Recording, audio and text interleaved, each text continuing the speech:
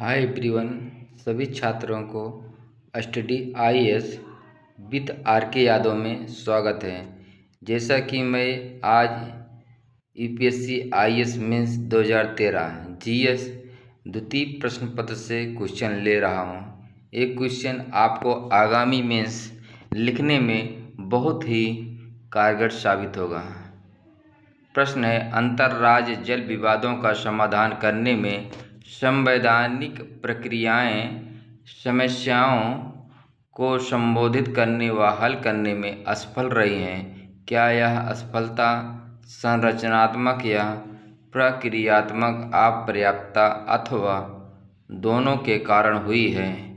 विवेचना कीजिए। 200 शब्द 10 अंकों में उत्तर लिखना। अब हम भूमिका पर चलते हैं। देश की संघीय संरचना और जल संसाधनों के असमान वितरण के कारण भारत में अंतर्राज्य जल विवाद एक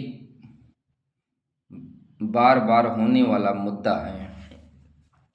संविधान के अनुच्छेद 262 और अंतर्राज्य जल विवाद अधिनियम 1956 के तहत इन विवादों के समाधान के लिए तंत्र प्रदान करता है। अब हम मुख्य भाग पर चलते हैं। हालांकि ऐसे विवादों का बने रहना संरचनात्मक और प्रक्रियात्मक दोनों पहलुओं में संभावित अपर्याप्तता का सुझाव देता है। अब हम संरचनात्मक अपर्याप्तताएं देखते हैं। इस सिस्टम के भीतर अंतर्निहित सीमाएं हैं जो विवादों को प्रभावी ढंग से संबोधित करने और हल करने की इसकी क्षमता को सीमित करती हैं। दूसरा, प्रक्रियागत अपर्याप्तताएं। ये विवाद समाधान तंत्र के कार्यान्वयन और संचालन से संबंधित मुद्दे हैं। अंतर्राज्य जल विवाद अधिनियम 1956 विवादों को सुलझाने के लिए एक न्यायाधिकरण के निर्माण का आदेश देता है।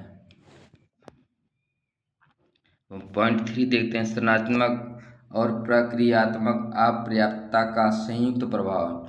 अक्सर इन अपर्याप्तताओं का प्रभाव जटिल हो जाता है, जिसके परिणामस्वरूप जल विवादों को प्रभावी ढंग से हल करने में विफलता होती है। अब हम निष्कर्ष पर चलते हैं। कंक्लूजन। हालांकि अंतर्राज्यीय जल विवादों को सुलझाने के लिए संवैधानिक तंत्र कुछ मामलों में महत्वपूर्ण रहे हैं, लेकिन संरचनात्मक और प्रक्रियात्मक दोनों अपर्याप्तताओं के कारण उनकी समग्र प्रभावशीलता सीमित रही है। सहकारी संघवाद समय पर समाधान और पुरस्कारों के प्रवर्तन पर ध्यान केंद्रित करते हुए इन तंत्रों की व्यापक समीक्षा और सुधार की आवश्यकता है। इसमें एक अस्थायी अंतर्राज्य नदी जल विवाद समाधान न्यायाधिकरण का निर्माण शामिल हो सकता है, जैसे कि केंद्र राज्य संबंधों पर पुंछी आयोग ने सुझाव दिया है। अब हम प्रश्न 7 देखते हैं। 13वें वित्त आयोग की अनुशंसाओं की विवेचना कीजिए, जो स्थानीय शासन की वित्त व्यवस्था को सुदृढ़ करने के लिए पिछले आयोगों से भिन्न है। 200 शब्द 10 अंक। उत्तर। भूमिका पर चलते हैं। डॉक्टर विजय केलकर की अध्यक्षता में 13वें वित्त आयोग ने 2010 से 2015 तक की अवधि को कवर किया। इसने स्थानीय सरकारों, ग्रामीण पंचायत और शहरी नगर पालिकाएं दोनों की वित्तीय स्थिति को मजबूत करने के लिए अपनी पूर्ववर्ती आयोगों से अलग मार्ग तैयार किया, और इसने कई महत्वपूर्ण सिफारिशें की हैं। अब हम मुख्य भाग पर चलते हैं। प्रदर्शन आधारित अनुदान। पहली बार 13वें वित्त आयोग ने प्रदर्शन आधारित अनुदान की अवधारणा पेश की, जिसमें अनुदान का एक निश्चित हिस्सा स्थानीय निकायों द्वारा विशिष्ट प्रदर्शन मानदंडों की उपलब्धि से जुड़ा था। इससे स्थानीय निकायों को अपना प्रदर्शन सुधारने के लिए प्रोत्साहन मिला। दूसरा, सामान्य बुनियादी अनुदान। इस आयोग ने सामान्य बुनियादी अनुदान के आवंटन की सिफारिश की, जिसका उपयोग स्थानीय निकाय में अपने विवेक से कर सकते हैं। यह निर्धारित अनुदानों में एक महत्वपूर्ण बदलाव था और इससे स्थानीय निकायों की वित्तीय स्वायत्तता में वृद्धि हुई। पॉइंट 3 है राज्य स्तरीय संपत्ति कर सुधार। चौथा है पूंजीगत संपत्तियों का रखरखाव। पांचवा है राज्य वित्त आयोग को मजबूत करना। उदाहरण के लिए केरल में 13वें वित्त आयोग की सिफारिशों ने प्रदर्शन आधारित अनुदान के माध्यम से स्थानीय निकायों के संसाधनों को बढ़ाने में मदद की, जिससे जल आपूर्ति और स्वच्छता जैसी सेवाओं को बेहतर प्रावधान हुआ। निष्कर्ष।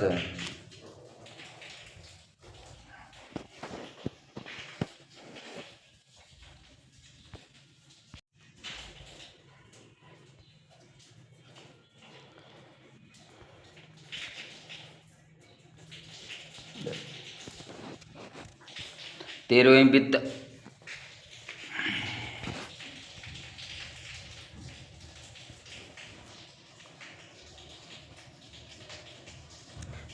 वित्त आयोग की सिफारिशों ने स्थानीय निकायों की वित्तीय स्थिति को सुदृढ़ करने में महत्वपूर्ण कदम उठाए।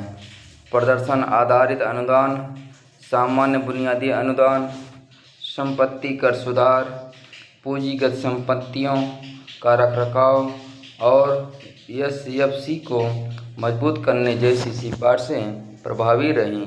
हालांकि स्थानीय निकायों की वित्तीय स्वायत्तता को और अधिक मजबूत करने और उन्हें आत्मनिर्भर बनाने के लिए आगे के प्रयासों की आवश्यकता है। अब हम प्रश्न नंबर 8 देखते हैं। वित्तीय संस्थाओं व बीमा कंपनियों द्वारा की गई वित्त उत्पाद विविधता के फलस्वरूप उत्पादों व सेवाओं में उत्पन्न परस्पर व्यापन ने सेबी व इरडा नामक दोनों नियामक अभिकरणों के विलय के प्रकरण को प्रबल बनाया है। औचित्य सिद्ध कीजिए। 200 शब्दों में 10 अंक का उत्तर है। भूमिका। भारतीय वित्तीय प्रणाली में उत्पाद विविधता के कारण वित्तीय संस्थाओं और बीमा कंपनियों के उत्पादों और सेवाओं में परस्पर व्यापन हुआ है।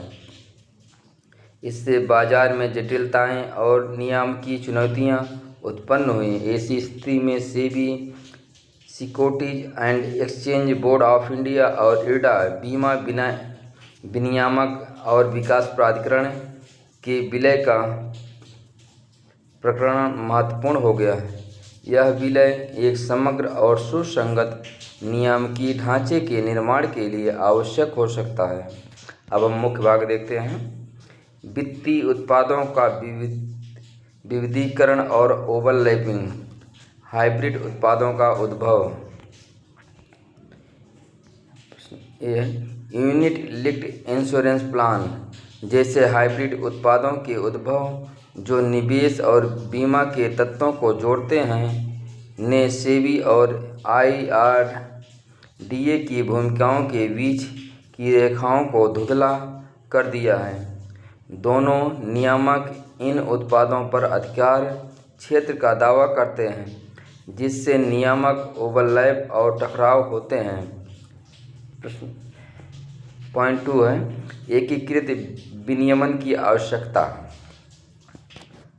वित्तीय उत्पादों के विविधीकरण के लिए व्यापक निगरानी, उपभोक्ता संरक्षण और वित्तीय स्थिरता सुनिश्चित करने के लिए एक एकीकृत नियामक ढांचे की आवश्यकता होती है। वैश्विक रुझान। विश्व स्तर पर यूके जैसे कई देश एकीकृत विनियमन की ओर आगे बढ़ रहे हैं। संभावित चुनौतियां। हालांकि सेबी और IRDA का विलय नियामक ओवरलैप को कम कर सकता है, लेकिन यह चुनौतियां भी पैदा कर सकता है। अब हम निष्कर्ष कंक्लूजन देखते हैं। वित्तीय उत्पादों और सेवाओं का विविधीकरण और ओवरलैप वास्तव में सेबी और IRDA के विलय के मामले को मजबूत करता है। हालांकि संभावित चुनौतियों पर सावधानीपूर्वक विचार करना और यह सुनिश्चित करना महत्वपूर्ण है कि कोई भी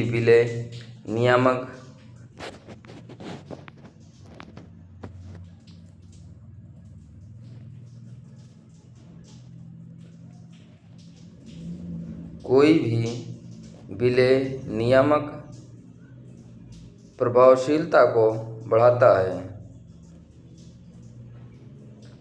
उपभोक्ताओं की सुरक्षा करता है और वित्तीय प्रणाली की स्थिरता में योगदान देता है।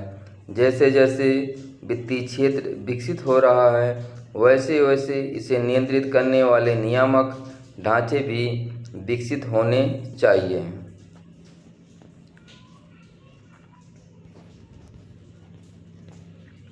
हम प्रश्न 9 देखते हैं। मध्याह्न भोजन योजना की अवधारणा भारत में लगभग एक शताब्दी पुरानी है और इसकी शुरुआत स्वतंत्र भारत के पूर्व मद्रास प्रेसिडेंसी में हुई थी।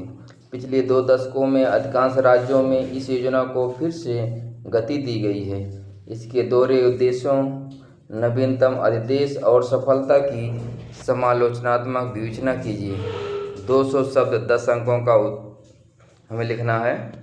10 अंकों का उत्तर है। भूमि क्या हम देखते हैं। मध्याह्न भोजन योजना MDM एक केंद्र प्रायोजित योजना है जिसे वर्ष 1995 में शुरू किया गया था। इसका उद्देश्य स्कूली बच्चों को पौष्टिक भोजन प्रदान करके उनकी पोषण स्थिति और शैक्षिक उपलब्धि में सुधार करना है। स्वतंत्रता पूर्व भारत के दौरान मद्रास प्रेसिडेंसी में शुरू की गई इस योजना को हाल के दशकों में अधिकांश राज्यों में पुनर्जीवित किया गया है। मुख्य भाग। मध्याह्न भोजन योजना का उद्देश्य छात्र उपस्थिति दर में वृद्धि, छात्र नामांकन दर में वृद्धि, समग्र विकास में वृद्धि, उच्च पोषण वाला पका हुआ भोजन प्रदान करना, छात्रों को विद्यालय आने के लिए आकर्षित करना। अब हम पोषण संबंधी सेवन बढ़ाना। पॉइंट 1। MDM का लक्ष्य देश भर के सरकारी और सरकारी सहायता प्राप्त स्कूलों में बच्चों की पोषण स्थिति में सुधार करना है। यह बच्चों को मुफ्त पौष्टिक भोजन प्रदान करके ऐसा करता है। इस प्रकार दिन में कम से कम एक संतुलित भोजन सुनिश्चित करता है। पॉइंट 2। स्कूल में नामांकन और उपस्थिति को बढ़ाना। यह योजना परिवारों को अपने बच्चों को स्कूल भेजने के लिए प्रोत्साहन के रूप में कार्य करती है। मुफ्त भोजन प्रदान करके इसका उद्देश्य नामांकन दर बढ़ाना, स्कूल छोड़ने वालों की संख्या कम करना और नियमित उपस्थिति सुनिश्चित करना है, खासकर ग्रामीण और आर्थिक रूप से पिछड़े क्षेत्रों में। नवीनतम अधिदेश। हाल के वर्षों में MDM से संबंधित कई महत्वपूर्ण शासनादेश आए हैं। इस योजना को सरकारी सहायता प्राप्त और स्थानीय निकाय स्कूलों में उच्च प्राथमिक कक्षाओं तक बढ़ा दिया गया है। 2013 में सुप्रीम कोर्ट ने सभी राज्यों को बाल कुपोषण को रोकने के लिए गर्मी की छुट्टियों के दौरान मध्याह्न भोजन उपलब्ध कराने का निर्देश दिया है। MDM की सफलता और प्रभाव। मध्याह्न भोजन योजना का भारत में बच्चों के स्वास्थ्य और शिक्षा पर महत्वपूर्ण प्रभाव पड़ा है। अध्ययनों से पता चल है कि इससे स्कूल में नामांकन और उपस्थिति में वृद्धि हुई है, विशेषकर लड़कियों में। उदाहरण के लिए राजस्थान में MDM योजना के कारण कथित तौर पर लड़कियों के नामांकन में 20% की वृद्धि हुई है। आंध्र प्रदेश में एक अध्ययन में पाया गया है कि मध्याह्न भोजन पाने वाले बच्चों में कुपोषण के स्तर में कमी देखी गई है। अब हम निष्कर्ष पर चलते हैं। जबकि मध्याह्न भोजन योजना ने अपने दोहरे उद्देश्यों को प्राप्त करने में महत्वपूर्ण प्रगति की है, मौजूदा चुनौतियों पर काबू पाने के लिए निरंतर निगरानी, मूल्यांकन और सुधार की आवश्यकता है। यह योजना इस बात का प्रमाण है कि कैसे नीतिगत हस्तक्षेप पोषण और शिक्षा के महत्वपूर्ण मुद्दों को संबोधित कर सकते हैं, जिससे देश के समग्र विकास में योगदान मिल सकता है। हम प्रश्न 10 देखते हैं। दबाव समूह की राजनीति को कभी कभी राजनीति के अनौपचारिक मुख के रूप में देखा जाता है।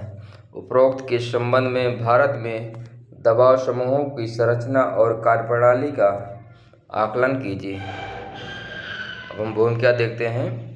दबाव समूह संगठित हित समूह होते हैं जिनका उद्देश्य औपचारिक राजनीतिक शक्ति की मांग किए बिना सार्वजनिक नीतियों और निर्णयों को प्रभावित करना है। उन्हें अक्सर राजनीति के अनौपचारिक चेहरे के रूप में देखा जाता है, क्योंकि वे औपचारिक राजनीतिक ढांचे के बाहर काम करते हैं, लेकिन नीतिगत परिणामों को आकार देने में महत्वपूर्ण भूमिका निभाते हैं। भारत में दबाव समूहों की संरचना और कार्यप्रणाली विविध है, जो देश की सामाजिक, आर्थिक, राजनीतिक विविधता को दर्शाती है। मुख्य भाग। भारत में दबाव समूहों की संरचना। हित आधारित। नंबर 1, हित आधारित। कई दबाव समूह साझा हितों के आधार पर बनते हैं, जैसे फिक्की, एसोचैम और नैस्कॉम। मुद्दे आधारित। कुछ दबाव समूह विशिष्ट मुद्दों को लेकर बनाए जाते हैं, जैसे चिपको आंदोलन। पहचान आधारित। भारत में कई दबाव समूह पहचान के आधार पर बने हैं, जैसे जाति समूह द्रविड़ मुनेत्र कंजगम। भारत में दबाव समूहों की कार्यप्रणाली अब हम देखते हैं। नंबर 1, नीति वकालत। एक उदाहरण है भारतीय उद्योग परिसंघ CII है, जो व्यापार समर्थक नीतियों की वकालत करने के लिए नियमित रूप से सरकारी अधिकारियों के साथ बातचीत करता है। सार्वजनिक शिक्षा। उदाहरण के लिए ग्रीन पीस इंडिया जैसे पर्यावरण समूह जलवायु परिवर्तन और अन्य पर्यावरणीय मुद्दों के बारे में जागरूकता बढ़ाने के लिए अभियान चलाते हैं। तीसरा, प्रतिनिधित्व। दबाव समूह हाशिए पर रहने वाले और कम प्रतिनिधित्व वाले समूहों को अपनी चिंताओं और हितों के लिए आवाज़ उठाने के लिए एक मंच प्रदान करते हैं। दबाव समूह की रणनीतियाँ। आंतरिक समूह। सांसद विधायकों पर दबाव बनाना, पैरवी करने वाले पेशेवरों की मदद लेना, प्रत्यक्ष मेल मीडिया का प्रयोग। उदाहरण के लिए किसान आंदोलन, नर्मदा बचाओ आंदोलन जैसे आंदोलन है। अब हम निष्कर्ष देखते हैं। भारत की लोकतांत्रिक व्यवस्था में दबाव समूह महत्वपूर्ण भूमिका निभाते हैं। वह सरकार और नागरिकों के बीच एक सेतु के रूप में कार्य करते हैं, नीतिगत निर्णयों को प्रभावित करते हैं और विविध हितों को आवाज़ देते हैं। हालांकि यह सुनिश्चित करने की आवश्यकता है कि वह पारदर्शी और जवाबदेह तरीकों से कार्य करें और अनुचित प्रभाव या जबरदस्ती के माध्यम से लोकतांत्रिक प्रक्रिया को कमज़ोर न करें। दबाव समूहों की कार्यप्रणाली और उनके प्रभाव को समझकर भारत में शासन और नीति निर्माण को अधिक समावेशी और प्रभावी बनाया जा सकता है। जय हिंद, जय भारत।